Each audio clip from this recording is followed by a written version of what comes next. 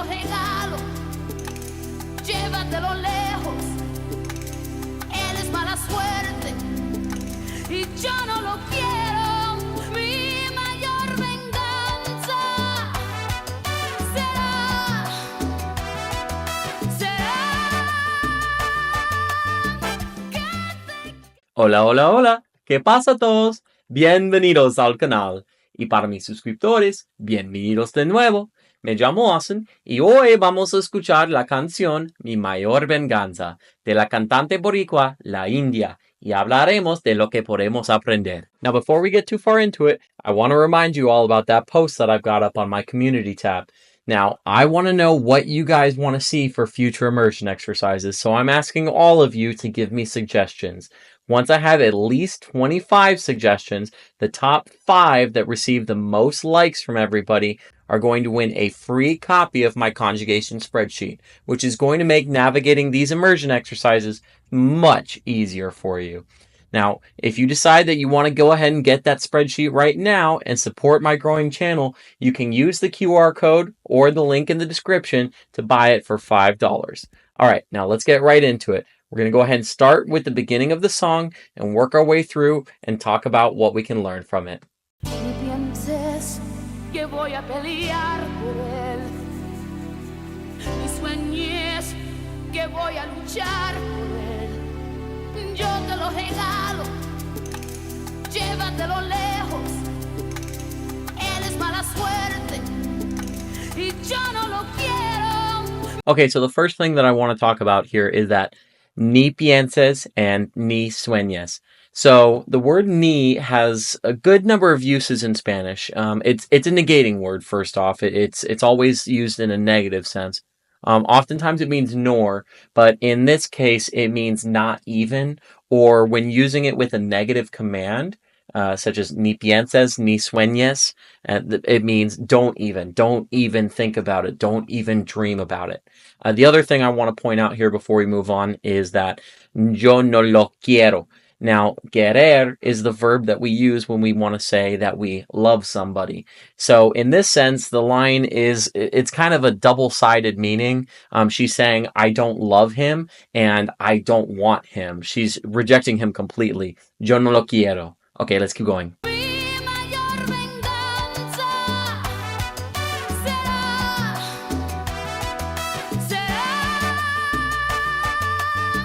que te quedes con él. Mi mayor venganza será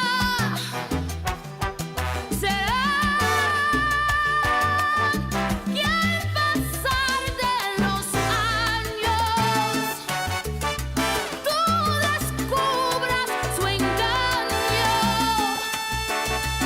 Okay, so a couple things that I want to talk about here real quick. That que te quedes con él and que descubras su engaño are both usages of the subjunctive mood. Now, like I talked about in my video where I introduced the subjunctive mood and its conjugation rules, this mood is all over the place in the language. It's all over the place in English too, but we just don't realize it because the conjugations are usually identical. But you are going to see the subjunctive a lot in this song, and it's something you have to know. So keep an eye out for subjunctive usages of verbs that we're already used to, and when she chooses to use the subjunctive versus the indicative mood. Now, the other thing that we've got here is that word engaño. Now, engaño is the word meaning deception or deceit, trickery, basically lies. Now, you might have seen the word decepción before. Now, that's actually a false cognate. Decepción does not mean deception. It actually means disappointment. Y como un alma en pena, vivas al fin, moribunda de amor. Moribunda de amor. Mientras yo me río. Ni pienses que voy a sufrir por él. Ni sueñes que voy a llorar por él. Okay, so something that's kind of interesting here is that un alma en pena. Now, this is something that I know Profe Austin's going to want to do a more in-depth video on in a structured lesson at some point, but what's interesting about it is the word alma, which means soul, it's actually a feminine word, but when we want to say a soul or the soul, we say un alma or el alma, but it's still a feminine word. So when we want to say the souls, plural, it's actually las almas. This is the same reason why el agua is las aguas when it's plural. It's a feminine word, but the word el is used instead of la to say the. Now, this has to do with pronunciation and stressed versus unstressed syllables, so I'm going to let my rule-loving counterpart go more in depth on this, but just know it's el alma, but it's las almas when it's plural. Just so you guys know, I am going to skip ahead because the lyrics for the next portion here are identical to the lyrics that we've already heard, and I really just don't want to get in more trouble than I have to with YouTube's copyright rules. So I'm really only trying to include stuff that we can actually learn from. So I'm going to go ahead and skip ahead and we'll pick it up from there.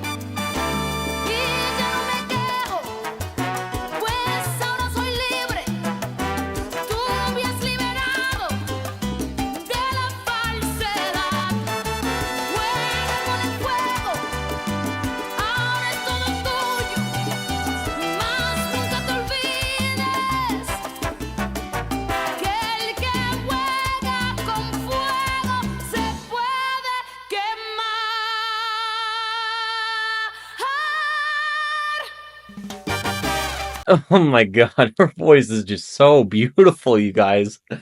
Oh man. So really the only thing I want to talk about here is where she says ahora soy libre. Now she's using the verb ser, which I've already talked about is used for characteristics versus estar, which is also the verb to be, which is used for situations. So she could have used the verb estar to say estoy libre, like I'm free in this situation, but she's choosing to use the verb ser.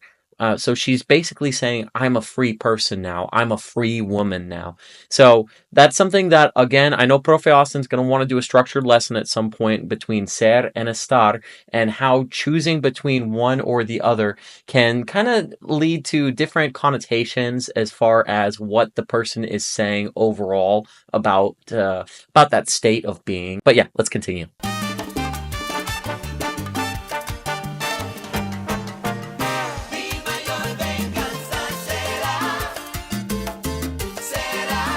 Que descubra su engaño y te des cuenta que no te quiere, no quiere a nadie. Mi mayor venganza será que te quedes con él. Será mi mayor venganza.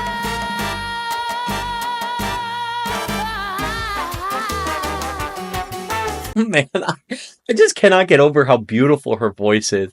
And oh my goodness, salsa music is just so fun. In case you guys were wondering, yes, this is a salsa song.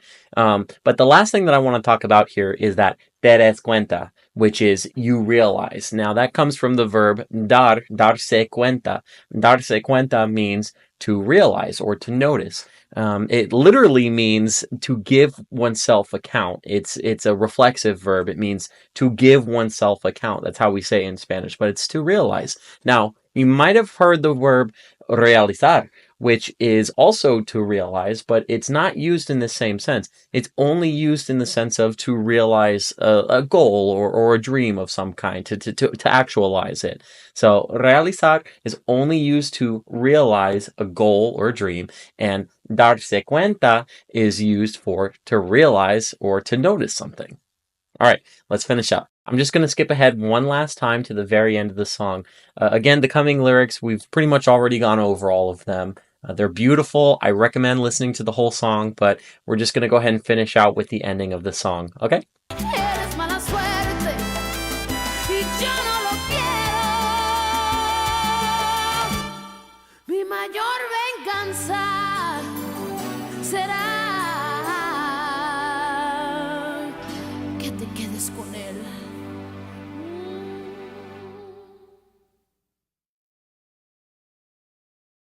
Oh man, that is a strong woman right there, you guys. And God help any man who thinks he's going to mess around with her heart.